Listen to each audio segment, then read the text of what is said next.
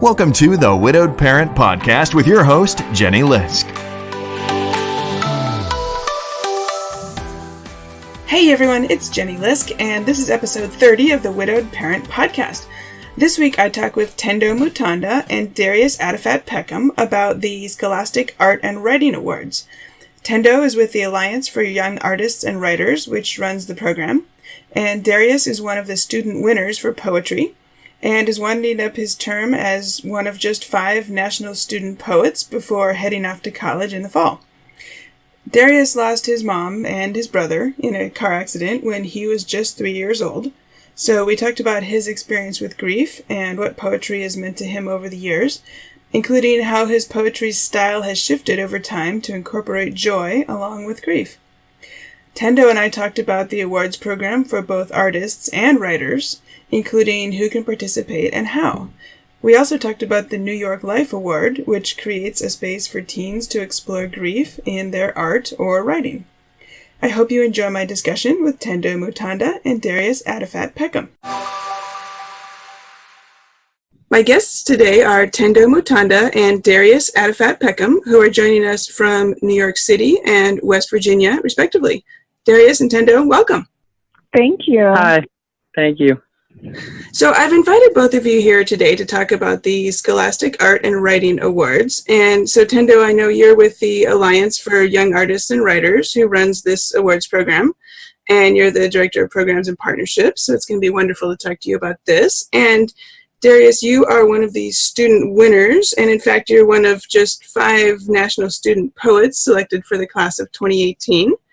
And you're currently winding up your term as National Student Poet before you head off to college this fall. So this is going to be great to talk to both of you. So before we dive deeper into talking about the program, Darius, I'd like to ask you to start, if you would please, by reading us one of your poems. And it's called Christening Song. Yeah, thank you. This poem's called Christening Song. I've been obsessed with sound of late. Crazy is out again, my stepmother says, as if this woman could be crazed, who scolds at the pavement when it quakes. She says she wants me to believe in something. If ever there were a day to believe, it's this one.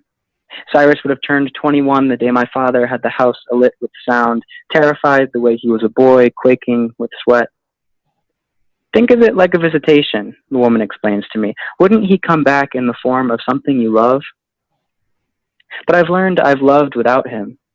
I've learned that I'm terrified of losing my face in so many mirrors, that I'm so alike to the shouts of my father's waking, terrified but wanting, yes, for this animal to share my brother's name, terrified with wanting to share this grief with someone who could never understand it, wanting to say, you don't know me, to say, your dog is an angel woman, but he's yours. He's yours. Well, thank you for sharing that with us. So can you give us the context? So what is this poem about? Yeah, I lost my mom and brother in a car accident in 2004, and for a long time, I was 3 years old, so I dealt with a lot of people trying to help me and communicate with me through my grief and to connect, with this little boy who was going through so much. And for a lot of my childhood, I grew up kind of defining my grief for myself and deciding what that was going to be for me, what that process was going to be like, and of course I had all these people giving their input, and, sometimes that was helpful. Sometimes it was more confusing, I guess, for a little kid who's going through such, really life and death, experiencing things that were way beyond his years. And the particular poem is about a woman who did just that, was trying to help me, was trying to connect with me with my, in my grief. And she told me to think of her, because she had this service dog, and I was walking at my school, and she had a service dog, and I was, it was really cute, and I was like, oh, what's his name? And she said, Cyrus. And I said, oh, that was my brother's name. And she said, think of this like a visitation then. And I was like, well, I don't really think of it like that, but, thank you. And it felt very invasive to me. but also it was complicated because she was trying to connect, she was trying to help. So I wrote this poem, working through those emotions. Yeah. And this woman was somebody that you knew, or it was just somebody you happened to bump into, a stranger? Just someone I happened to bump into. Okay. It was, I'd never met her before. Yeah. Okay. And so you mentioned that you were 3 when you lost your mom and your brother. And how old was your brother? My brother was 6. He was 3 years older than me. Okay.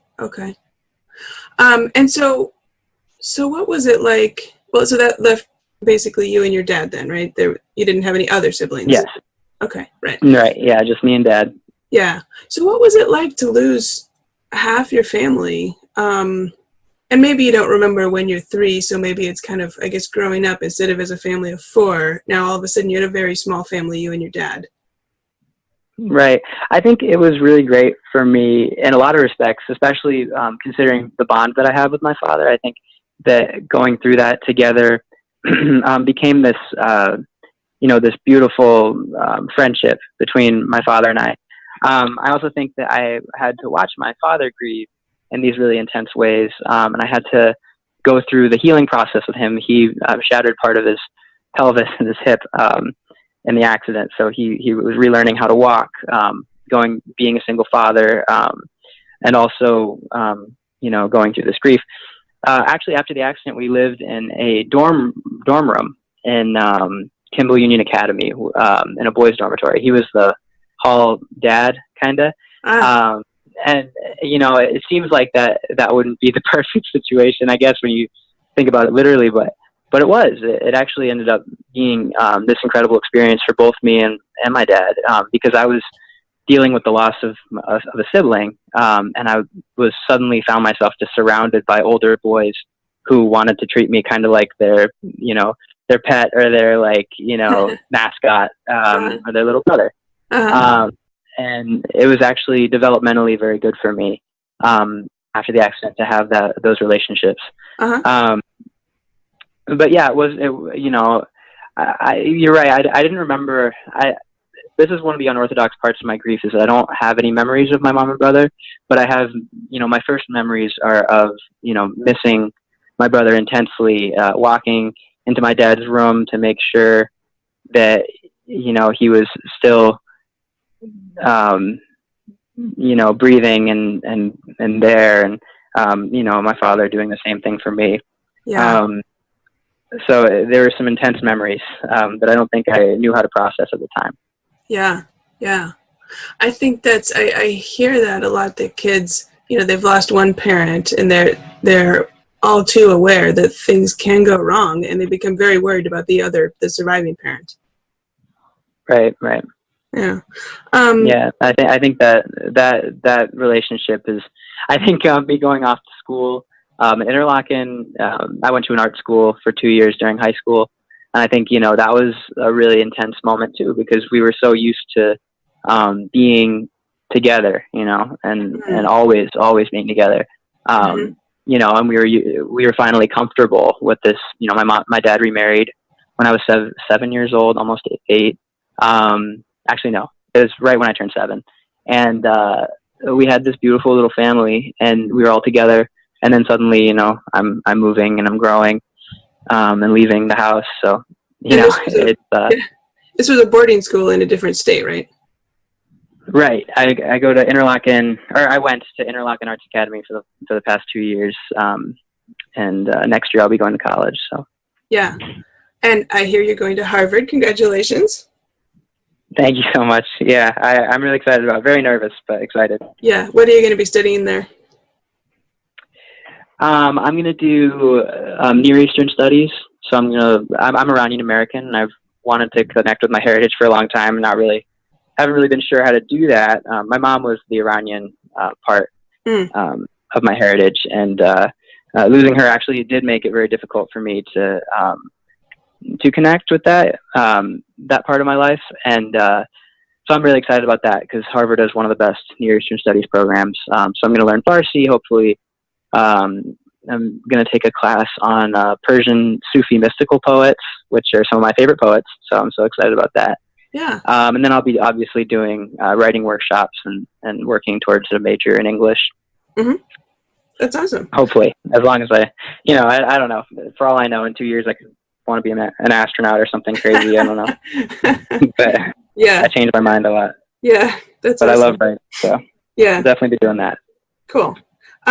So looking back, I mean, you talked a little bit about your relationship with your dad and how great that was. I guess what do you think that your dad did particularly well that maybe other widowed parents could learn from? I think my dad always says that, well, first of all, I think it was the rebuilding process. He was very, I think actually him having to learn to walk again, literally having to like pick himself up and, move through life and, and take care of me. I think that, that instinct that he has to continually just drive us forward and find the next best thing. And that's an instinct that everyone needs to harbor and cherish. And also the need to rebuild a family again was a big part of my life. When he told me that he wanted to marry my stepmother, I was elated. It was like one of the best moments of my life. I needed her so badly. And that was really important for me. I think also just, he always says, everybody, talks to him like you did such a good job with Darius. He's great, whatever. I don't want to do my own harm, but they say that, and he says, well, I just didn't want to mess him up. I just, my whole parenting, he says this all the time, his whole parenting, like, thing was just not to screw me up, just to kind of step back and let me do my thing. Yeah. And I think that was really important too, is knowing when to let me kind of explore, and grow and mature on my own, make my own mistakes, and let me be a kid, and also when to, have these mature conversations with me. Yeah. He's really good at that. Yeah. Okay. Is there anything that you wish that he had known about your experience? Maybe something that you didn't tell him, or I don't know, something that you wish that he had known that would have maybe been helpful? I think there was, it's tough because, I think he did a really good job. I do have some, reservations about my own, desire for, community, I guess. I grew up really rejecting the idea of therapy and counseling and those kinds of things because I didn't think I needed it. I think everybody needs it, and I still don't do it, so I'm kind of sound like a hypocrite. But I do think that that's something that my dad's, he's gone to counseling and therapy ever since the accident, and he thinks it's very good for him, and it helps him kind of rethink. And I do think if I were pushed a little more towards that community, towards finding kids with similar experiences, growing up, I just had this difficulty with it because I felt like any of those relationships would feel false, would feel like they were forced almost, like we were finding each other because we needed to. But I found that a lot of those, sometimes you have to force a situation where you get into the community that you need to be in. And I think, you find the people that within those communities that you care about. Mm-hmm. And luckily for me, I found these kids. I found some kids who had gone through similar experiences and part of this was through the teaching process in National Student Poets, was getting to, communicate with kids, even if it wasn't directly, focused towards kids in grief. I found kids in grief in every class that came up to me and thanked me for, bringing them community, bringing them, a way to express themselves. So I think just finding that community, maybe forcing me towards that would have been good. Yeah. Yeah. So you mentioned your poetry. So I guess first of all, how old were you when you started writing poetry? And do you remember what your first poem was? Yes, I was 12. I wrote a poem about, actually, that's funny because I wrote a poem about a visitation, that I claimed I had, that when a lamp flickered, at my grandma's house. And I thought that that was an apt, metaphor for the desire to know my mother and understand, the idea of light. And obviously I wasn't thinking that deeply about it at the time, but I wrote this like little tiny poem in like 15 minutes, and I was so excited about it. I brought it to my dad, and and he was taking a shower, and I think he always probably like expected me to like tackle him in the shower with a poem. But I wrote that poem, and then I wrote a few more, and I never really felt good about my poetry. I don't think that was quite as genuine a poem. I don't think that my poetry to begin with was quite as genuine as I like to think they are now. But it's because I was starting out, and I'd read a lot of sad poems, so I thought I had to write a lot of sad poems because I'd been through something sad, and that's just not it. I had a very complicated experience, and I think that at the time I was just latching on to something that was a little easier than expressing my entire experience. Not to say that those poems weren't necessary for me to write in order to get to where I am now, and not to say that I hate those poems, but I look back at them kind of lightheartedly. Yeah. But yeah, Well, that was my first experience. Yeah. So how has your poetry changed then over the years, and why? I mean, how did you start to get the idea to do a different style or get inspired, or how has that morphed over time? So the biggest, I think, change in my poetry came when I met my like poetry idol, who's Ross Gay, and he's the person that I teach very often. There are other poets who do similar things with their work who I really love. Talk about joy and grief and kind of how they work concurrently. Poets like Mary Ruefle, Dinesh Smith, Marcus Wicker, James Wright, and plenty of people. But I thought that probably the person who channeled that best was Ross Gay. And I got to meet him when I was about 14 or 15 at a reading. Yeah, and my poem was printed in the pamphlet, and because I had won a poetry contest for a poem about my brother. And the prize was, you get to meet Ross Gay, you get a signed book, and so I went, and I had people coming up to me afterwards, just crying their eyes out, bawling. This woman came up to me and said, I'm so sorry. I hope you're okay. If you ever need anything, here's my number, people just like that. And then there are people going up to Ross Gay just in awe of him after the reading. He has this like light about him. He has this like joy and this, this lived experience that he talks about. And people were, grateful and that they'd heard his work and joyful after he finished. And I just decided, that's the kind of poet I want to be. I want to be someone who makes people think, who makes people, I don't want to be one note. And I felt at the time like my poem was one note. And I actually, looking back, I'm grateful for that poem because of, what it taught me.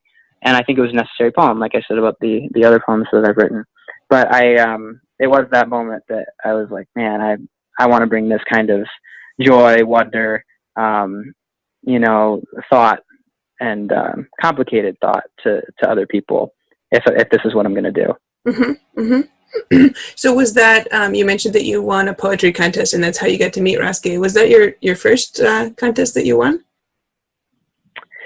No, I won the first writing contest I won was actually in 5th grade. The Letters About Literature contest. You had to write a letter to one of your favorite writers. At the time, I wrote mine to Mark Doty, who writes a lot about grief. He lost his partner to AIDS back in, I think it was the 80s or 90s, and he wrote this beautiful book about it in like 2007 maybe, called Dog Years. And I was obsessed with golden retrievers, so I picked it up immediately, and then there was just this huge, like, oh my, I was like, oh my God, experience. Or like, I was like, this guy can really talk about grief in a way I've never seen before, and he does it beautifully. And so I wrote him a letter, and it ended up winning $10,000 for my library. Wow. And then and then I got to meet Mark Doty as well, and he dedicated a poem to me on stage. This was another moment, probably. This was the catalyst. Like, this was what made me want to be a poet, like a writer in general. Was he dedicated this poem to me on stage about a golden retriever. And I was shaking, and I was like, okay, I want to make a kid one day, hopefully, feel that way. If writing can elicit this kind of joy in me, then I want to be able to turn that out for other people. And that's what I'm working towards, I think. But yeah, that was my first experience with writing, actually. It wasn't poetry, but it was something else. It was an amazing experience. Yeah, that's awesome. Excuse me. So, and I think your mom was a poet as well, right? Yes, she was. She was an Iranian. Yeah, she wrote about Iran, and she won the National Poetry Series in 2001. So she was pretty notable. A beautiful poet. More, to me, she was probably the most important poet to me. Both her and my father and my stepmom are all just such great writers. It's ridiculous. I don't know. Are your dad and stepmom also poets? Yeah, my dad's a poet. He has like 4 or 5 books of poetry, a book of nonfiction. My stepmom has a chapbook of poems, prose poems, and she's an essayist. A lot of publications. I've been really blessed to grow up in a family that not only supports my writing but also can critique it and help me. And it's like it's funny, I make this joke, but like if I ever needed feedback on my work, I didn't need to go to Interlock, and I could just walk downstairs and show my dad a poem, and he would talk about it for hours on hours, and as he does. But it's it's really a blessing to have that kind of support in your family. Yeah, that's cool. And so I know. And also, Oh, go ahead.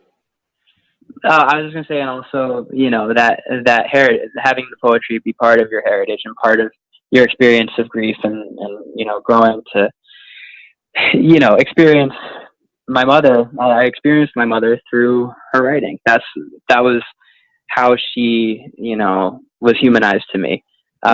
In this artistic, beautiful way. You were so young when she died. Do you feel like you've maybe gotten to know her as you've grown through her poetry? Yeah, definitely. I mean, I think obviously it's a different kind of Susie. Her name is Susie. Different Susie than many people knew. But it's a real version of her to me, all the same. And I think it was a beautiful experience to get to experience her that way.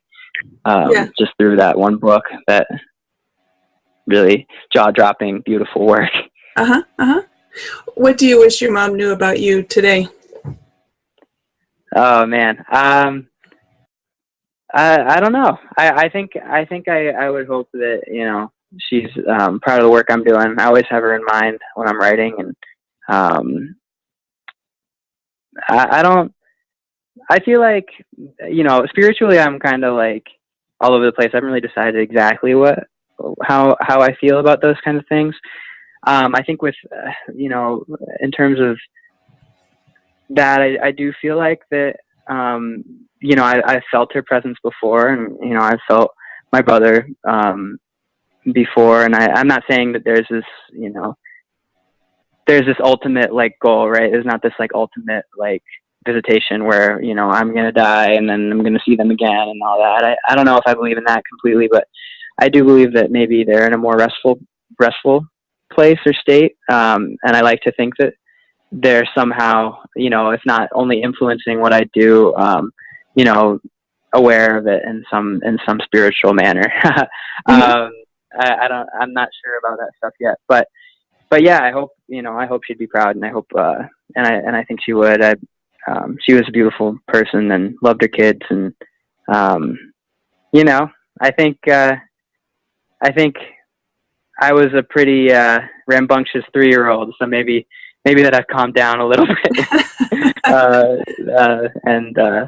Yeah. Yeah. Okay. Well, thank you.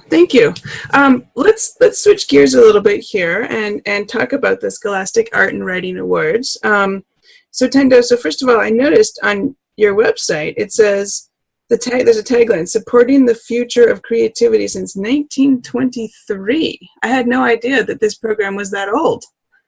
Yes, we're nearly 100 years old. The Scholastic Art and Writing Awards began in 1923, only 3 years after the book publishing company Scholastic Inc. was founded. And so the founder of the book company created this program because when he approached teachers about what would make them purchase their publications, they said, well, why don't you create a contest where students can submit their work and you can curate the submissions and publish the best ones. And as teachers, if we see our students' work in there, if there's a possibility that we could see it, we would certainly be motivated to buy the publications. And so that is the genesis of the Scholastic Art and Writing Awards. Today we have 29 different categories in art and writing that students can submit their work to. We accept submissions from 7th through 12th graders, ages 13 and up. Okay. And we'll come back to that, some of those details in a second. But I was just thinking, if you guys have been around for nearly 100 years, you must have some kind of illustrious alumni, maybe that we've all heard of, but just who've been winners. Yes, we do. Sure. So some of our alumni are Andy Warhol. We had the Poet Laureate of Philadelphia, Yolanda Fisher. We had Sylvia Plath is an alum.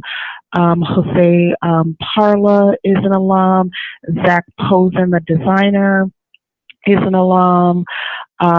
So we have quite a cast of alums from throughout the history of the Scholastic Art and Writing Awards. Robert Redford, the documentarian, Ken Burns, and the list goes on and on. Wow, that's amazing. That's really cool. So, so you mentioned that you have 29 different categories. So can you give us a few examples? Let's start with the writing piece, since we were just talking about poetry. Can you give us a few examples of what you mean by categories of writing? Sure. So for writing, we think that we have categories for every student, in the sense that they might be writing academically or they might be writing more in a creative sense. So those categories are critical essay, dramatic script, flash fiction, humor, journalism, novel writing, personal essays, poetry, science fiction, fantasy, short story, and writing portfolio. Our writing portfolio consists of 8 works showcasing a graduating senior's best collection of work. Wow. Okay, so that's really pretty much every type of writing you could imagine that a student might be interested in. You've got a category for that.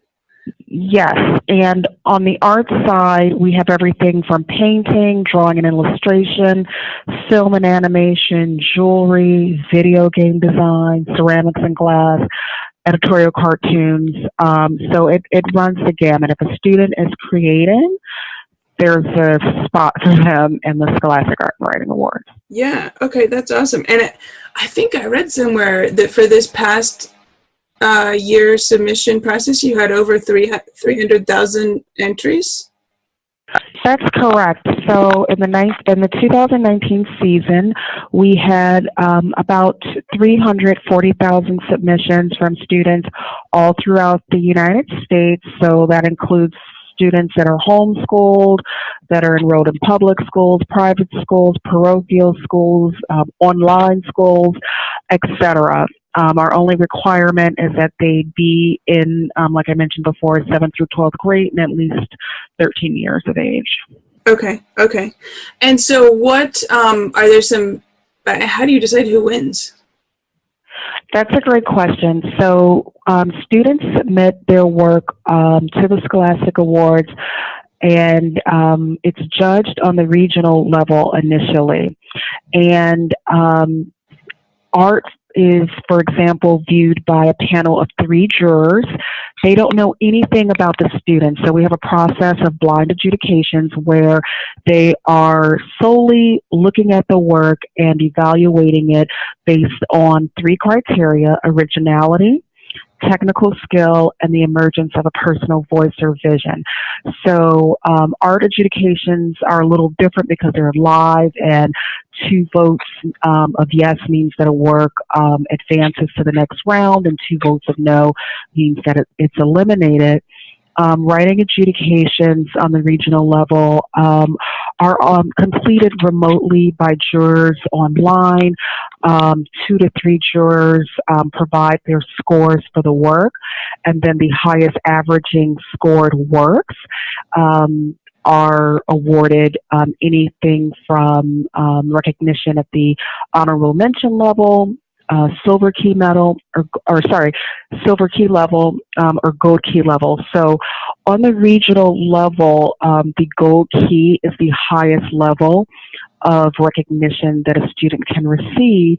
And if a student receives a gold key for their submission, that work is automatically advanced to the national round of adjudications. And once a work makes its way to national adjudications, it becomes eligible for a host of opportunities that, of course, include the gold medal, but also national medal awarded works are published in our annual publications that we have, the best teen art and the best teen writing. They are featured, they're displayed in the national exhibition. Some of those works go on tour throughout the year to different sites throughout the United States. We also have a year-long exhibition at the U.S. Department of Education in Washington, D.C. And on top of that, we have many scholarship opportunities that are made possible through generous sponsorship from our partners. So we have a very robust program for creative teens. That's amazing. And so it sounds like this program is open to all students in the age group you mentioned, 7th to 12th grade. But of course, we're talking today, especially because of the grief piece. So I think you guys have an aspect of the program that is related to that. Can you tell us about that? Yes, definitely. So for the last 3 years, we have partnered with the NYLF Foundation, and the partnership basically is to create a space for grieving teens. We know through the meta tags, that's just when the students upload their work and just give us a brief snapshot of what the work is about, that the top 3 things that they're writing about are love, death, and nature. And so the NYLF Award provides the opportunity for teens to proactively indicate this submission deals with the loss of a loved one. They check that off while they're submitting their work, and they also provide a personal statement that explains how the work is connected to their grief. They, provide a little bit of background about the person that they've lost and what inspired them to create the work. And this work, once it makes it to the national level for adjudications, is considered for what we call the New York Life Award.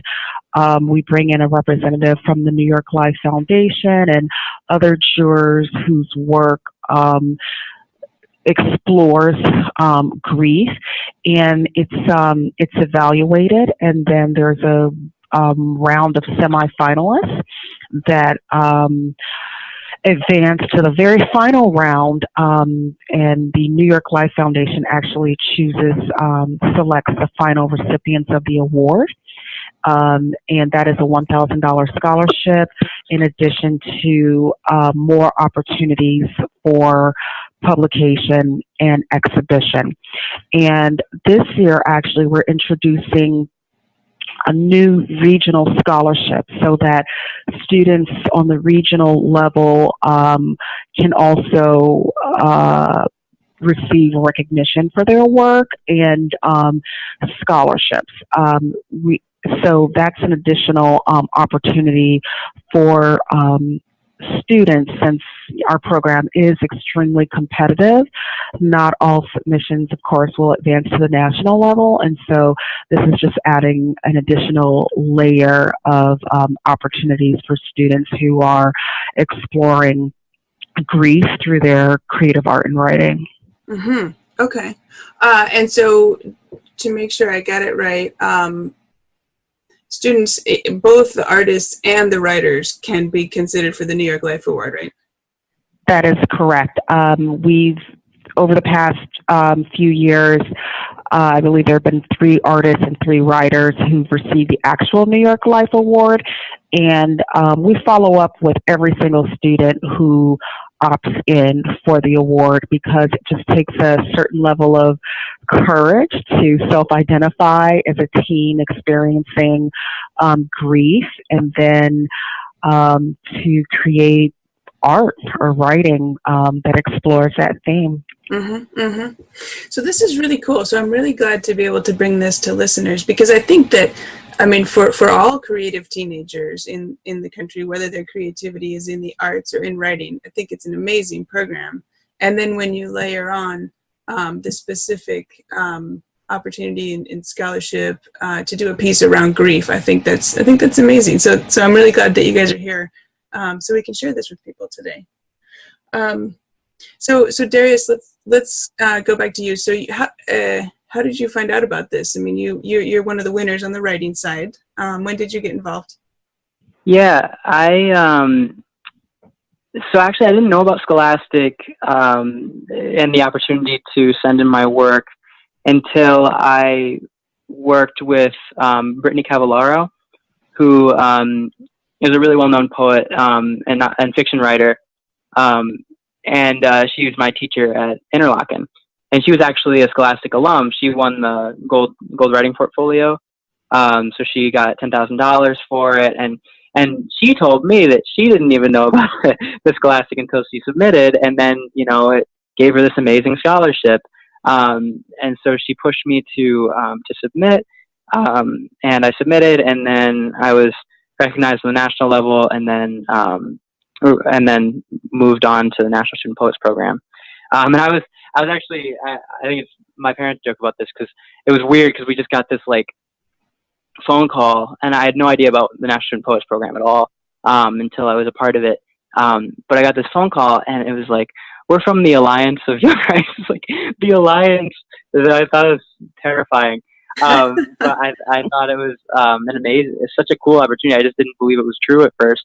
And then, looking into it and thinking about it more critically and as a thing that I could actually be doing, it became this real thing, and a really exciting thing. Yeah, that's super cool. So what does National Student Poet mean? What do you do?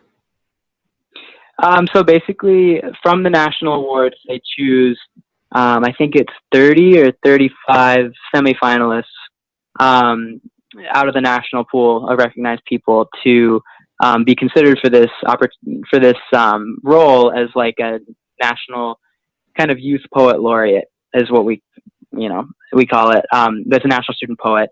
And and they choose from that pool five of us, which will, and each of us has our own specific region. So I'm, and I represent the Midwest, and it's not like I can't go into other regions. I've been to Utah and Portland, Oregon, DC, all these other places. But specifically, I work in the Midwest because I go to school in Michigan. Then the other four are in the other regions of the United States, representing those different cultures and stuff like that. Yeah, that's amazing. Okay, thank you.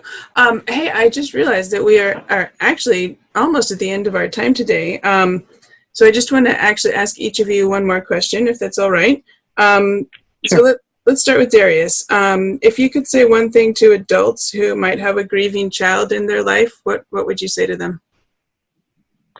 I'd say for my what I go around and do as a national poet, what I'm interested in is I teach workshops about grief and about my specific experience, and also about delight. So I write about that concurrent feeling of joy and grief, and how one can't be without the other. And I think that just bringing moments of delight, not always talking to the grieving kid about his grief,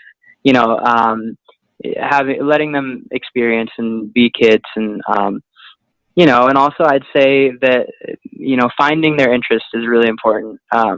You can, the great thing about poetry for me, it was a way to make something beautiful out of this this really sad and terrible experience and traumatic experience. And it was a productive thing. And I think that if every kid can find that way of processing and that way of being productive about their grief, and thinking about it as this concurrent thing. Ross Gay says the intolerable makes life worthwhile. So finding why that intolerableness makes life worthwhile is an important thing, and thinking critically about that. Yeah. Okay. Thank you. And Tendo, so if there are teens who may be interested in the Scholastic Art and Writing Awards, what sort of words of advice or encouragement do you have for them? I would say that exploring grief through creativity provides a really valuable experience. Students can learn more about themselves through the creation process, and it does take a certain level of bravery to submit the work for evaluation, because that might not necessarily be the reason why you created it. But I invite creative students who are coping with grief to do that very thing, which is to submit their work to us, because what it does is when we share this work, as Darius mentioned, when he is around the country giving workshops and not necessarily working with a group of bereaved students, ultimately there are those students in the classroom that always approach him afterwards. And so by participating in the program, by opting your work in for the New York Life Award, you expand the community of teens openly discussing and coping grief. And so I would offer that it's a contribution to youth overall, not just to the student themselves, that exercise of community building, which is just sort of a secondary benefit of creating the work to begin with, but also contributing the work. And our team here at the Alliance and also at the New York Life Foundation views this as a mechanism to elevate the conversations about grief, to normalize them so that students are more comfortable discussing their particular situation. So that's what I would say about that. And if there are parents, if there are educators listening, they can encourage students to consider sharing their art with the world through this program. Mm-hmm. Okay, well, thank you. I think that's a really great place to end. So my guests today are Tendo Mutanda and Darius Atefat-Peckham. And Tendo is the program director of the Scholastic Art and Writing Awards. And Darius is one of this year's winners, a national student poet, and he lost his mom and his brother in a car accident when he was just 3 years old. So Tendo, where can listeners find the Scholastic Art and Writing Awards if they would like to learn more and perhaps apply next year? Sure. artandwriting.org. We begin accepting submissions on September 12th. So that's when they can go online and create their profiles. In the meantime, anyone can visit artandwriting.org to learn more about our programs. Okay.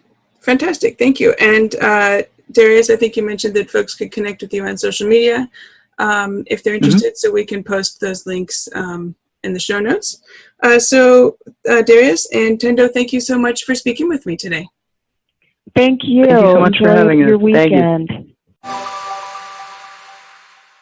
I hope you enjoyed my interview with Tendo Mutanda and Darius Atefat-Peckham as much as I did. You can find show notes and all the links at widowedparentpodcast.com. Look for episode 30. Next week I'm going to be on vacation, so no new episode. In the meantime, I hope you have a chance to go back and catch any episodes you may have missed. I'll be back the following week with a whole lot of new guests and topics, so stay tuned. And hey, thanks for listening. Until next time, keep smiling. Thank you for listening to the Widowed Parent Podcast with your host, Jenny Lisk. Connect with us on social media and at widowedparentpodcast.com.